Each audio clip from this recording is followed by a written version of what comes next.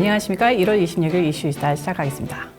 이제 대통령의 공화당 대선 후보 등극은 시간 문제입니다. 바이든 혹은 마이클과의 결전을 앞두고 있고요.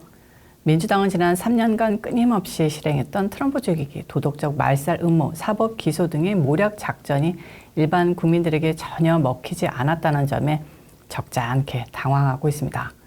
특히 두 곳 경선 승리에는 정말 경악하고 있는데요. 지금 좌파 브레인들은 치열하게 머리를 굴리고 있을 텐데요. 트럼프 대통령은 인기 영합주의자, 포퓰리스트임과 동시에 아메리칸 퍼스트를 주장하는 실용적인 사상을 가진 추진력 강한 정치인입니다. 기업과 재벌들을 대변하던 지금까지 공화당 정치인들과는 다르게 마치 케네디 대통령이나 진보적 민주당 대통령과 같이 중산층 노동자 계급을 위한 정책을 추구하고 있고요. 미국이 아닌 중국과 같은 국가만 부강하게 만드는 글로벌리스트 거대 기업 세력들을 혐오하고 그를 고치려는 정책들을 추구하고 있습니다. 결국 그 이유 때문에 민주주의의 적이다라는 프레임으로 진보주의자인 척하는 좌파 엘리트 계급에게 온갖 고초 겪고 있는 것이 도널드 트럼프입니다. 그리고 그런 사실을 피부로 느끼는 미국 중산층들, 그러니까 한국 언론들이 혐오하듯 표현하는 무식한 인종주의자 백인들. 잠깐 설명해 보자면 고졸 이하 학력의 백인 중산층을 세계 언론, 특히 한국인들은 왜 그렇게 무시합니까? 고졸 이하 백인 중산층은 미국민의 평균이며 인구 절반이고요. 클린턴도 오바마도 레이건도 부시도 다 고졸 이하 백인 중산층들이 뽑아줬는데 그들이 현재 시점에서 가장 좋아하는 트럼프의 지지 세력이 백인 중산층이라는 게 그렇게도 혐오스러운 건가요? 이건 좀 짚고 넘어가고 싶기에 한번 이야기해 봤습니다. 아무튼 이야기가 좀 샜는데 오늘 이야기하고 싶은 이슈는 대통령의 신변 문제입니다. 케네디 대통령이 그랬듯이 암살에 대한 노출 위협은 정치인들이 피할 수 없는 숙명 같은데요. 대통령도 이제 대선 후보 되면 정말 많은 위험 당할 수 있는데요. 트럼프 경호팀 제대로 경호해야 할 겁니다. 그리고 대통령에 대한 암살 시도에 대해서 한번 조사해 봤는데 언론에는 거의 알려지지 않았지만 정말 많은 시도가 있어서 깜짝 놀랐습니다. 어떤 사건이 있었는지 오늘 알려드리겠습니다.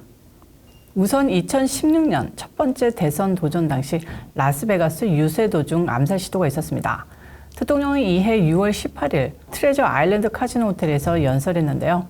당시 20살이던 영국인 마이클 스티븐 샌포드가 경찰관의 권총을 빼앗아 트럼프 후보를 쏘려고 했다가 저지됐습니다. 범인은 훔친 총으로 트럼프를 쏘려 했다. 실패하면 다시 시도하려 했다고 말했고요. 달랑 12개월 1일의 징역형과 $200의 벌금을 선고받았다고 합니다. 거기에다가 모범수라고 조기 석방을 받아서 2017년 5월 영국으로 멀쩡히 돌아갔다고 합니다. 그리고 2016년도 대선을 사흘 앞둔 11월 5일 네바다 레노에서 유세 연설장에서 대통령에 대한 또 한 번의 암살 시도가 있었습니다. 청중들 사이에서 총이야라는 비명소리가 들렸고 연설 중이던 대통령이 경호원들의 도움으로 스테이지를 빠져나갔는데요.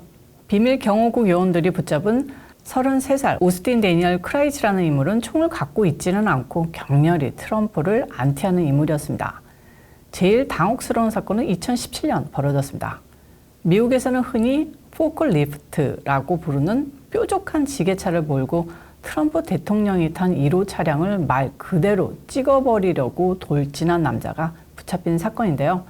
사건은 2017년 9월 6일 노스다코타 맨덴 지역의 석유 화학 공장에서 벌어졌습니다.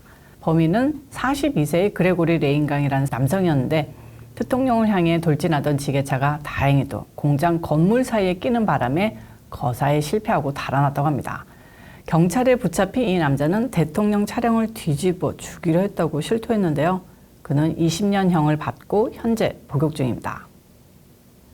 2018년 10월 1일에는 백악관에 독국물인 라이신이 든 편지 봉투가 배달된 사건이 있었습니다.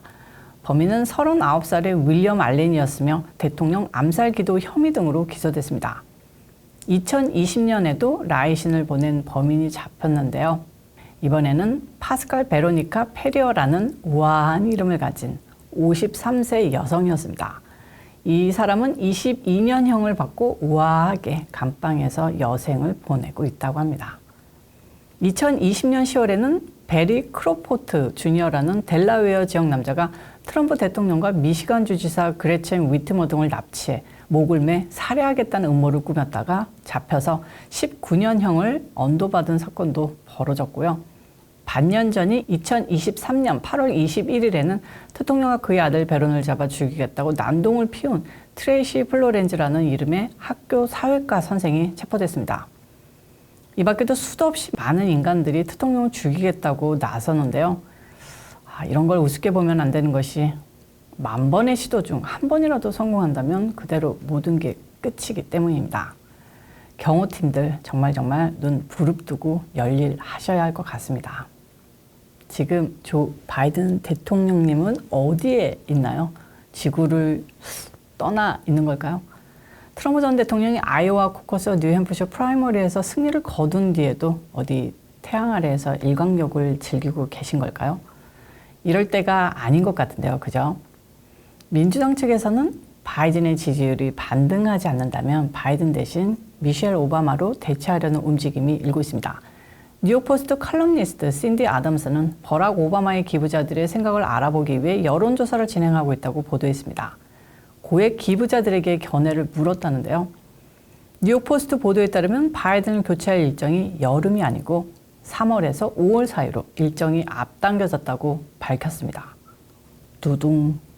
진짜 마이클 오바마께서 대기 중이신 걸까요?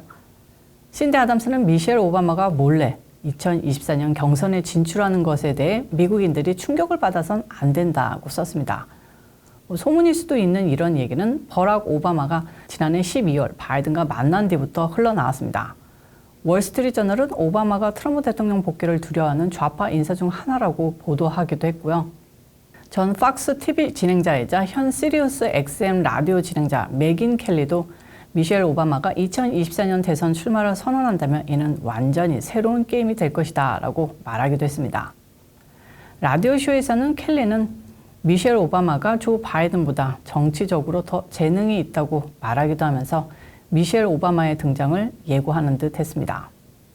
2023년 9월 테드 크루즈 공화당 상원의원은 미셸 오바마가 지난 8월 민주당 전당대회에서 낙하산을 타고 마지막 순간에 승리할 것이라고 말하기도 했습니다. 그럼에도 올해 바이든 출마 추측은 여전히 뜨거운 화제로 남아 있습니다. 바이든의 보좌관들은 바이든이 출마하는 것이 확실하다라고 말하지만 다른 사람들은 의구심을 갖고 있습니다. 한편 JP 모간 전략가 마이클 캠벨레스트는 2024년에 10가지 놀라운 목록을 나열했는데 그중 하나는 바이든이 재선에 출마하지 않을 것이다 라는 것이었습니다. 진짜 미셸 오바마가 내가 나가겠어 라는 마음을 먹으면 조만간 얼굴을 내비치는 거 아닌가 모르겠습니다.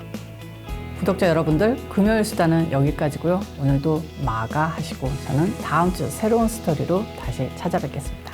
오늘도 시청해 주셔서 감사합니다. 안녕히 계세요.